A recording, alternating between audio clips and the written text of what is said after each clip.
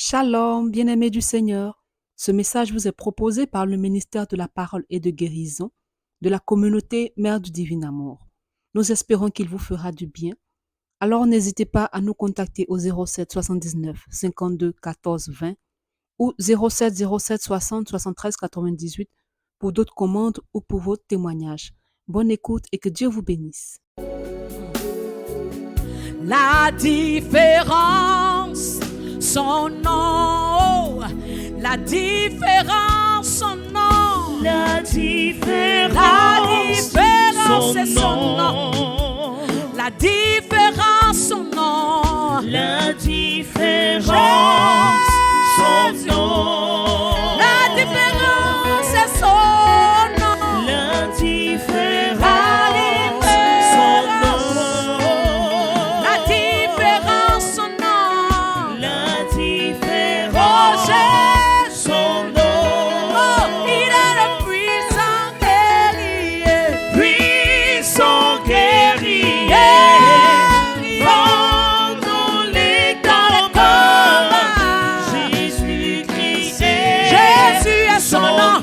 Il est puissant le puissant guerrier, guerrier. pendant les combats, Jésus-Christ est son nom.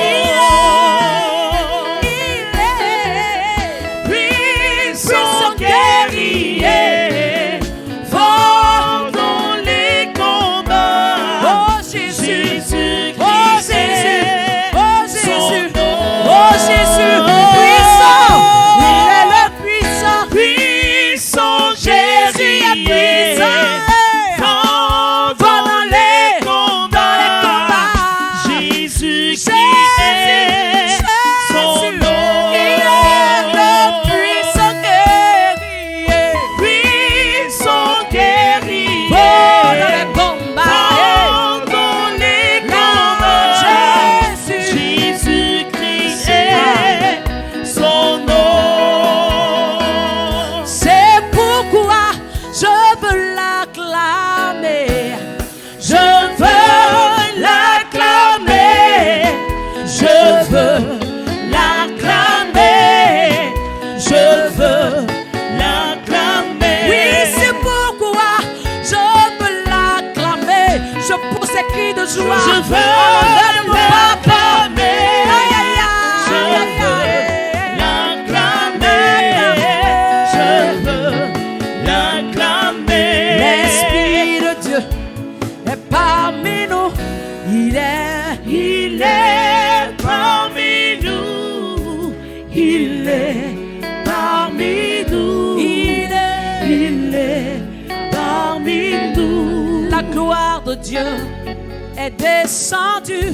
Elle est Descendu, elle est descendue, elle est descendue. la différence est descendue. Elle est Descendue, elle est descendue, elle est descendue. Barabara sokeria barasheta baba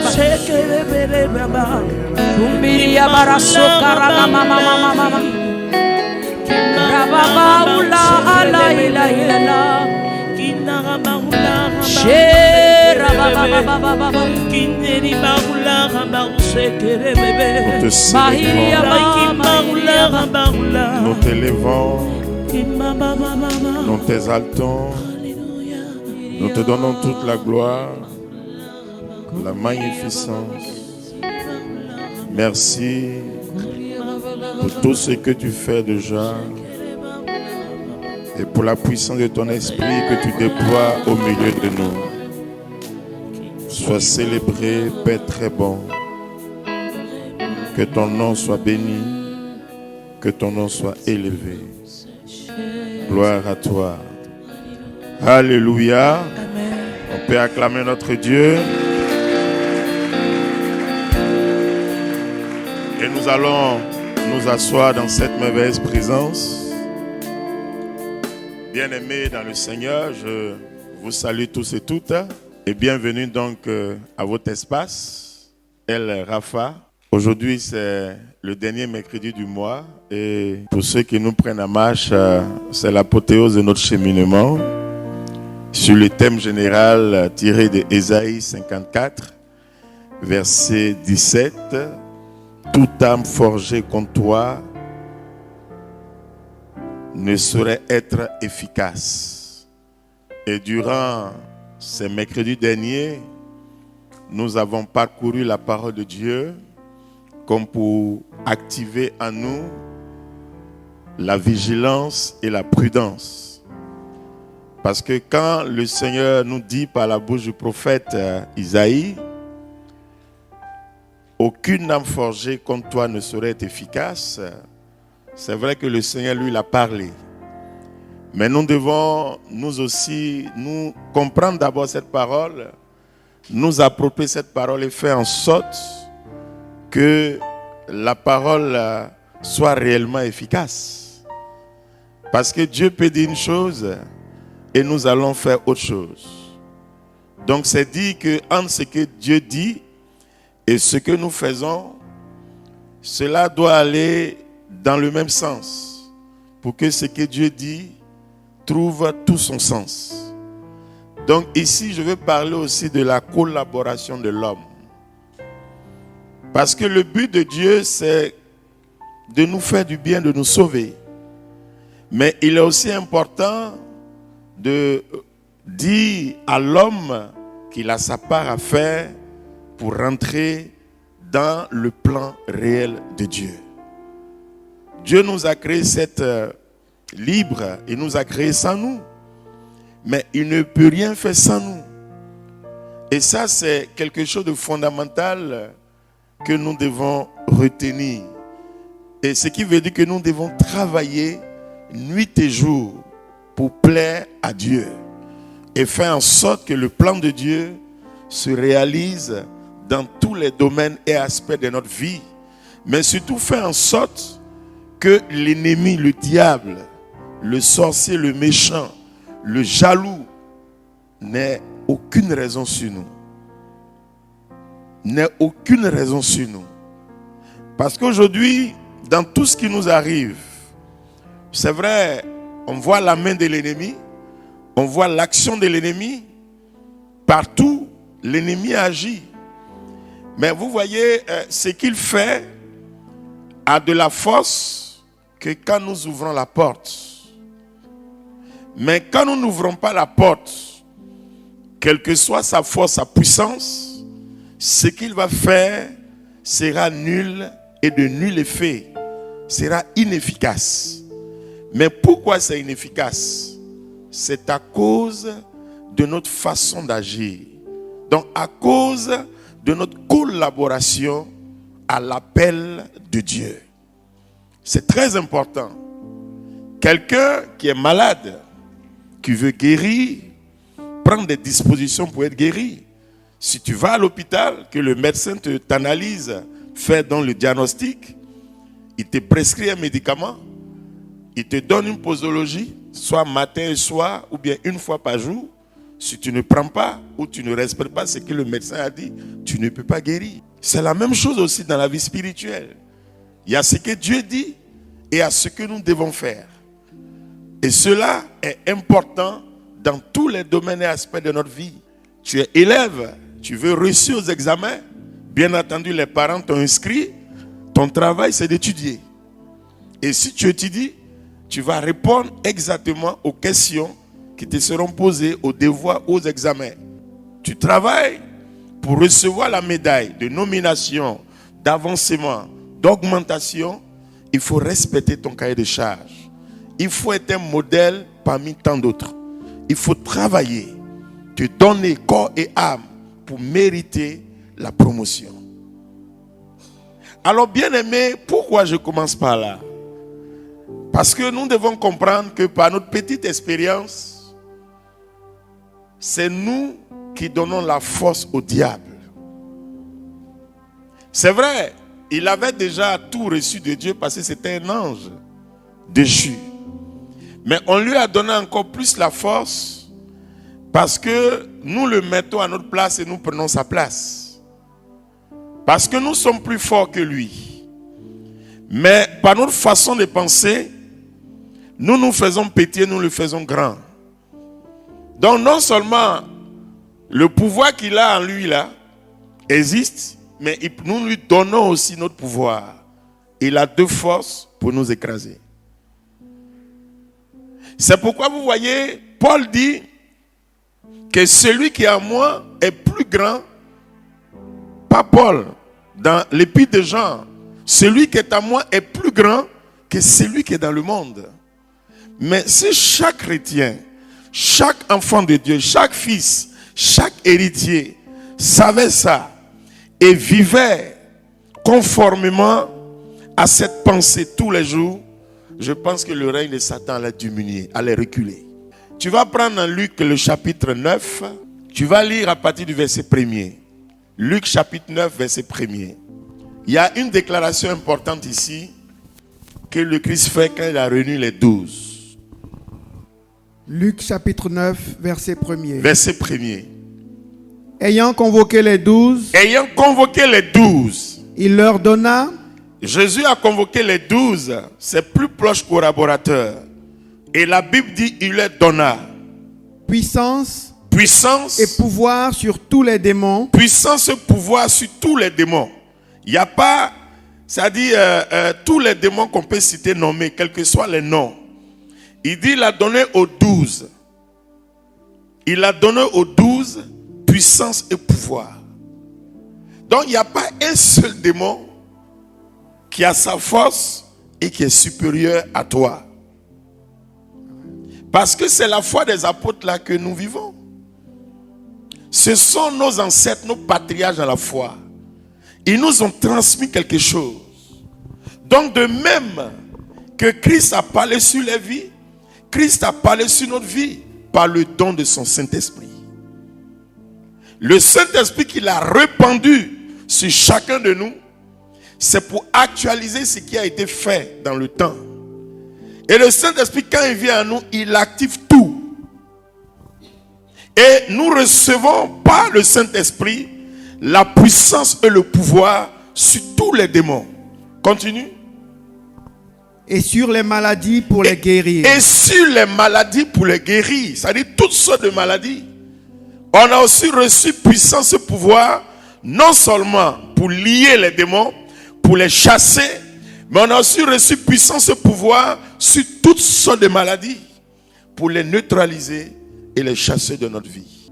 Regarde ton voisin, dis-lui, prends-toi au sérieux. Dis-lui encore, il n'a pas bien compris. Il faut te prendre au sérieux. Tu laisses l'ennemi te faire toco-toco pour parler le langage ivoirien. C'est pas possible. C'est pas possible.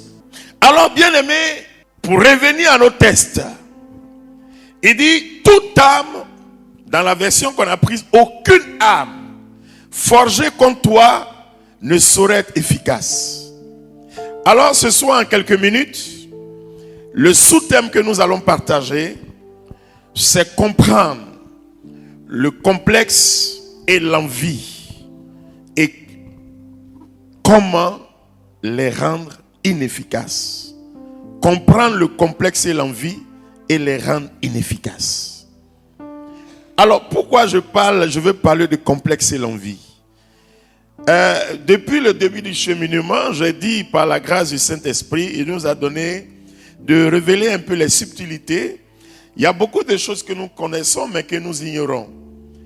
Or, c'est ce que nous ignorons qui constitue véritablement une arme que l'ennemi prend pour nous détruire, mais à partir de notre bon vouloir. Alors, vous voyez, c'est pour activer la prudence, la vigilance, mais pour nous amener vraiment à faire attention dans tous les domaines et aspects de notre vie. Il y a des choses auxquelles nous pensons, des choses que nous faisons, souvent sans comprendre la profondeur. Et ces choses se retournent contre nous, à notre désavantage. Et on laisse l'ennemi prendre le dessus. C'est pourquoi j'ai dit à quelqu'un ce soir, il ne faut jamais être complexé. Il ne faut jamais envier quoi que ce soit, qui que ce soit. c'est réellement important. Parce que tout à l'heure, tu vas comprendre. Et tu vas réellement te disposer à laisser la grâce de Dieu parler en toi. À laisser la grâce de Dieu agir en toi pour savoir que tu es unique. Même si tu ressembles à quelqu'un, tu es unique. Tu n'es pas photocopie de quelqu'un, tu es unique en ton genre. Dieu t'a créé, ce qu'il a mis en toi, c'est unique. Il a mis aussi en l'autre quelque chose, c'est unique. Donc crois en réalité en la présence de Dieu en toi et demeure dans ce qu'on appelle l'admiration. Demeure dans l'émerveillement. Et en ce moment, tu vas voir la grâce de Dieu se manifester au-delà même de tes attentes et de tes espérances. Mais si tu ne crois pas, tu ne comprends pas ça, tu vas te dire, mais bon, Dieu n'a rien fait. Il faut que tu cherches ça dans les autres. Il faut que tu cherches ça peut-être, je ne sais pas où. Dis à ton voisin, tu es unique. Tu es un modèle unique. Et ce modèle ne sera jamais photocopié. Tu es un modèle unique. Alors, j'ai cherché dans le dictionnaire, même dans la Bible, et j'ai trouvé la définition toute simple. Une personne complexée, c'est une personne qui a une perception déformée d'elle-même. La personne a une perception déformée d'elle-même. La personne est focalisée sur certains de ses défauts et cela entraîne un sentiment d'infériorité ou dans d'autres cas de supériorité. Donc tu as une perception, une autre perception, une déformation de toi-même. Dieu t'a créé, tu es venu par papa et maman. C'est vrai que tu peux vivre des situations bizarres, tu peux être limité, l'homme peut dire tout ce qu'il veut, la société peut te fabriquer, mettre tous les délits sur toi, mais sache que malgré ça, tu es unique. Tu es unique. Donc tant que tu n'as pas une nette perception de la personne que tu es, de la personne qui porte la vie, qui est capable de porter la vie, la personne que Dieu a aimée plus que tout, la personne que Dieu a apprise et implantée solidement sur la terre des vivants pour refléter son image et sa ressemblance, pour faire en sorte que par toi, on puisse savoir que Dieu existe. Tant que tu n'as pas une perception claire de cela, je pense que tu vas courir beaucoup, mais courir en vain. Parce que tu seras toujours assoiffé. Pas assoiffé d'une bonne chose, mais avoir une soif pas normale, une soif anormale. Or, quand tu as une perception nette de toi, tu comprends mieux l'échec. Tu comprends mieux les épreuves. Tu comprends mieux toutes les situations, dirais-je même négatives. Parce que comme Paul le dit, en les citant, il parle de la mort, du dénuement, de la faim, de la persécution. Il dit rien de tout cela ne peut, moi, Paul, me séparer de l'amour de Dieu. Parce qu'il a une nette perception de sa vie, de sa personne, par rapport à son Créateur. Même s'il a faim, il ne va pas avoir une autre pensée qui va véritablement le sortir de ce qu'il est appelé à faire demain ou de ce qu'il est appelé à pouvoir faire. Or, aujourd'hui, beaucoup sont complexés d'une manière ou d'une autre. Soit c'est le complexe de supériorité. Là, tu crois que tu es arrivé, tu peux tout, tu peux écraser tout le monde. Tu es vraiment imbu de ta personne, tu es orgueilleux. Tu vois tout le monde avec un regard bizarre. Soit tu es en haut, soit tu es en bas. Où tu te dis que ça là, c'est réservé à une catégorie de personnes. Toi, tu n'es pas appelé à manger peut-être sur la table des grands ou à arriver. Donc toi-même, dans ton subconscient, dans ta conscience, tu te limites à certaines choses. Simplement parce que tu es complexé. Là où les gens se battent pour y arriver, toi-même tu te dis dans tous les cas, malgré tes propres efforts ici, là tu ne peux pas arriver. Toi-même, tu te délimites. Ça, c'est le complexe. Cet endroit-là, cette salle multimoderne, là, c'est pour te dire que tu es appelé à manger à la table des grands, à t'asseoir à la table des grands. Tu es dans une salle very VIP climatisée, dans les chaises bien VIP, sur un bon carreau. Ça dit quand tu t'abaisses toi-même, tu t'es mis. C'est le reflet du ciel. Donc pourquoi tu vas être complexé? Si on met un tapis rouge ici, là, mais ça va s'apparenter à la salle des fêtes du palais des congrès d'Hôtel Ivoire. Mais pourquoi toi tu te dis que tu ne peux pas être dans certains milieux, tu ne peux pas arriver dans certains milieux? Tu as une autre perception de ta vie. Tu as une autre perception de ta vie.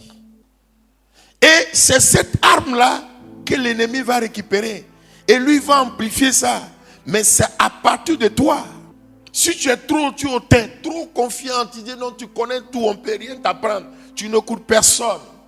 L'ennemi aussi va utiliser ça. Et cette arme-là sera efficace contre toi. Parce que tu vas tomber sur quelqu'un, toi-même tu vas dire, ah, aujourd'hui il est rentré caillou. C'est pourquoi il faut être modeste. Il faut être simple. Vous voyez, bien-aimés, c'est quelque chose de fondamental. Et nous devons faire attention à tous les niveaux. Dans le foyer, dans les rapports interpersonnels, dans la famille, dans la société en général, dans tous les domaines et aspects de notre vie, nous ne devons pas être complexés. Tout ce que nous faisons, nous le devons à Dieu. Et nous devons compter sur la grâce de Dieu. Donc à partir du fait, c'est-à-dire de la grâce de Dieu, nous pouvons rendre inefficace cette arme que l'ennemi peut utiliser contre nous. Par notre concours, par notre collaboration. Il faut nettoyer ta mentalité, ta pensée. Romains 12, verset 2. Ne prenez pas pour modèle le monde présent, mais transformez-vous en renouvelant votre façon de penser. Votre façon de penser. Vous voyez, tout réside dans l'âme, qui est le lieu de tous les sentiments, notre façon de penser. Comment tu te vois? Tu es trop arrivé? Ou bien tu ne peux même pas arriver? Ça dit, c'est les deux extrêmes. Tu es trop arrivé qu'on ne peut même plus te saluer, qu'on ne peut même plus te donner conseil, ou bien toi-même, tu ne penses même pas que même quelque chose de bon même peut arriver sur toi. Ça, c'est les deux extrémités. Complexe de supériorité ou complexe d'infériorité. Tu as une autre perception de toi-même. Alors dis à ton voisin, si jusqu'à présent tu n'as pas pensé à ça, ou bien tu es dedans, mais tu ne mesures pas l'ampleur, je te révèle ce soir que c'est une âme qui peut être... Shalom, bien-aimés du Seigneur. Ce message vous est proposé par le ministère de la Parole et de Guérison de la communauté Mère du Divin Amour. Nous espérons qu'il vous fera du bien. Alors n'hésitez pas à nous contacter au 07 79 52 14 20 ou 07 07 60 73 98 pour d'autres commandes ou pour vos témoignages. Bonne écoute et que Dieu vous bénisse.